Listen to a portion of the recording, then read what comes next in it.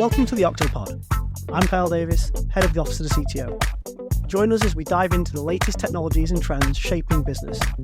Whether you're a tech enthusiast, a business leader, or just looking to stay ahead in the digital age, this podcast is for you. Let's unlock opportunities with technology together. Let's jump in. We're going to delve into the topic of AI, and I'm really excited to be joined by Emily from Lenovo. Emily, would you introduce yourself to everyone? Yeah, thanks, Rob. So thank you very much for having me. I really appreciate it. I'm Emily Barrett, and I work for Lenovo's Infrastructure Solutions Group. That's everything Lenovo does, apart from the bits of Lenovo that you will know well, which is our laptops, tablets, and also mobile phones as well. So I do everything other than that. And my role specifically is as a solutions architect in that part of our business. And I have a specialty and responsibility for our AI business in the UK.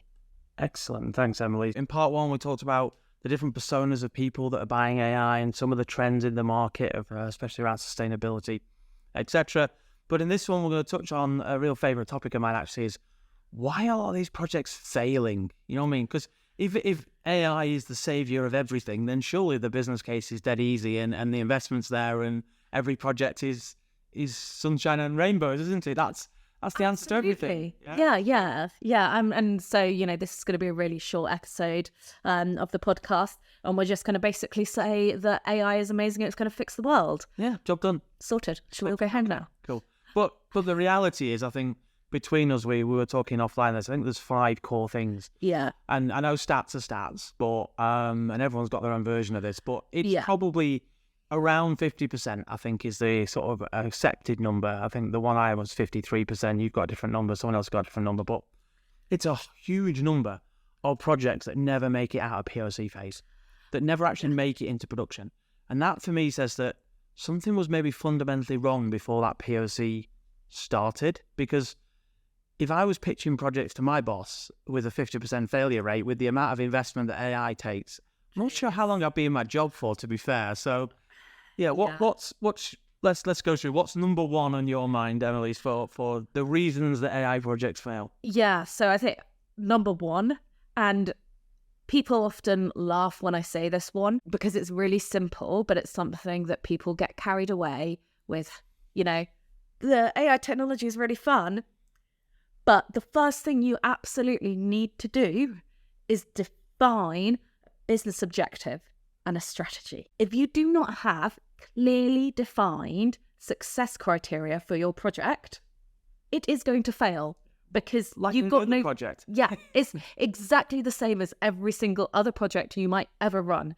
You have to have those clearly defined success criteria, and you have to continuously measure that proof of concept against those criteria, right? Are we meeting those criteria? Are we on schedule to meet those criteria? If we are not, then what are the remedial actions that we need to take to make sure that we are? Some of it is just basic, it's project management stuff that you need to make sure that you're doing. But because AI projects have this habit of coming out of people who are very enthusiastic about technology, and what I don't want to do is people go, oh, well, I'm enthusiastic about it, but now you're saying I shouldn't do these projects. That's not what I'm saying. What I'm saying is just take a step back, assess. Is it something that's going to work for your business? Has it got business value, or is it a CV filler, as I call them, for that side of it? And we've had some wild examples over the start of this year. I mean, the one customer came to us and said, can you build us a 10 megawatt data center in Europe? And we were like, yeah, cool, of course we can. What for? And they went, AI. And we went, a little bit more detail? They went, no, we don't have any more detail yet. We just want to build the data center. And we were like, how did you pick 10 megawatts? We went, we just picked it out of thin air. So what happens if you only need 5, or what happens if you need 30? There are no use cases, nothing. They don't look at data, they haven't done anything. They just wanted to build a facility. And I get that panic of fear of missing out, but it's not a way to structure an innovation program that's going to add value to the business overall. No. And we see at the other side, we had a customer, the other one said, we spent 10 million quid on a POC. I know these are outlying use cases, but when we looked at it, we were like, it's never going to succeed.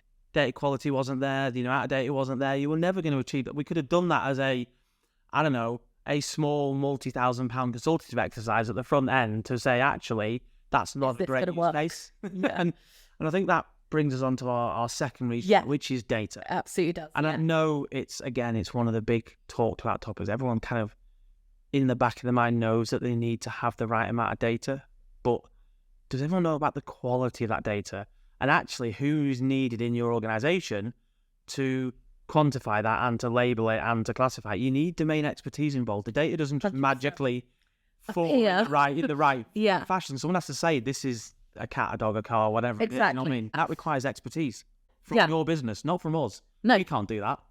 Yeah, and so this kind of covers two of these reasons, right? So the first reason, I say the first reason, we've already talked about one. The second reason is poor data quality and management, right? Your AI models are only as good as the data it's given. The same way that if you are teaching somebody something, a student of that thing is only ever going to be as good as their teacher. You think about, in that scenario, the student being that AI model that you are training, and the teacher is your data, right? If your data is non-existent, then you can't teach that model anything. First off, you have to have the data. If you don't have it, then you need to look at a strategy of how you're going to generate that data. And that's fine, but you should do that and have that in place before you start looking at doing an AI project around it. So you have to have the data, and the data has to be decent quality data. And what I mean when I say decent quality data is you need to know where it is rather than yes, we have that data somewhere in our organization. Yeah. We need to know where the data is. We need to know how that data was generated. We need somebody to have had a look at that data and gone, is this representative of what we see as a business, or is it not? Are there any funny quirks or biases in that data that actually, looking from a human perspective, that shouldn't be there? Do we need to do some work to manipulate that out of the data? And then also, how do we label this data? Take, that classic cat-dog example. Someone needs to go, this is a cat, this is a dog, to teach the machine, this is a cat, this is a dog. So it becomes a much more team-orientated sport almost than an individual sort of project from that side of things. So that makes sense, yeah. Brings me on to another reason why these projects fail, and that is that lack of collaboration between teams. And this is not just a collaboration between data scientists and IT to provide infrastructure. As you just said, Rob, you need the people with the domain expertise. So if you are looking at using AI to improve your supply chain, you need people with supply chain expertise as part of that project. You cannot do this without them. And your organization also needs to be structured in a way that will allow those outcomes to move out of a POC phase. So if you are a very siloed organization, so for example, if you look at like a smart city project, there are these great ideals of being able to link together all the cameras in a city to be able to do traffic management and emergency service notifications. And, you only need one system and everybody can just link into it. The reality is, look at the UK. Do any of those organisations work together? Absolutely not. So that isn't going to happen because of a cultural shift that needs to take place first. That's internal or even between organisations. It's that collaboration piece and understanding who needs to be involved to deliver an outcome. Yeah. On a more specific point though, where do we see sort of tools and methodology fitting into this piece as well, and actually how do we scale our AI projects? Yeah, and this is a lack of investment in tools and methodology is another reason why we see these AI projects failing. You need to have the correct tools in place to be able to enable projects to succeed. And this is, I've said AI projects, but you could apply this to any project. If I am trying to build some decking in my garden and I don't have a saw and a screwdriver, what's the point? It's never going to succeed. Or I might be able to do a very small amount of it, but it's going to take me an awfully long time to complete the whole project. So you might be good for your back garden project, but if you want to go do that for 10 customers... Exactly. I'm going to make any money. Yeah. So it's making sure that you have that you have identified what those correct tools are that you need, the methodology surrounding those, and making sure that you've got that in place to be able to scale as well. Now, this, if we're talking about POC stage, obviously the tools and methodology you might need on a very small scale will be different to a big scale, or might be, depends on your project. But having that awareness and knowing, okay, well, this worked at a POC level, but if we want to scale this out, then we might need to do, or we will need to do X, Y, Z differently. We will need to use this tool rather than this tool. And we have actually tried it using this other tool is important. So I think it's not just getting like right into that POC, but keeping that big picture, keeping that goal in mind when you're looking at that tools and methodology as well. The audience that's listening there, what would you say are the top two sort of tool areas that need to be thought about? Well, not necessarily saying this tool, but what are the outcomes from, in your opinion? So what you're going to need to look at is tooling that's going to enable people to work together, because we've already talked about that collaboration piece and that being a big barrier. And if you don't have the tooling in place that allows people to work collaboratively, that's an issue. So might not be the first thing people think of, but you are also going to need, and again, this becomes a little bit tricky because it depends on which of those use cases that we talked about in the first episode you're looking at here, because the tooling is going to be ever so slightly different or quite drastically different dependent on what use case you're looking at. But for example, if you're building your own models, you need an MLOps platform. Otherwise, it just ain't going to work. Yeah. And you need something that is going to allow you to do that in a scalable manner, and something that not only allows the users to interact with it, but allows IT to manage that estate as well. So there are multiple different things that you need to think about here when we're talking about software tooling. Some of it's AI specific, some of it is more generic, but that is one of the reasons why these projects are failing, is because people aren't making the investment. And I think the last area, and we're seeing this a lot, especially in some of our larger organizations, is not domain expertise is wrong, but skills in very specific areas. So we're trying to launch a computer vision product. Do we have someone who's got actual real world experience in delivering this, or someone who's actually built or trained the model, or someone who's actually done a project with document intelligence and understands how to do, specific text extraction, etc. Yeah. There's a lot of people that are quite new to this industry, and there's nothing wrong with that at all. No. But there's nothing better than actual experience. Yeah, and I'd absolutely agree with that. You need to make sure that if you're trying to do this internally, you need to make sure that you have the correct skills within your organization. Do you have people with experience in previously deploying these kinds of projects? Do you have data specialists? Do you have machine learning specialists? Do you have things like prompt engineers within your organization? All these specific things that you need to have to get a project like this off the ground.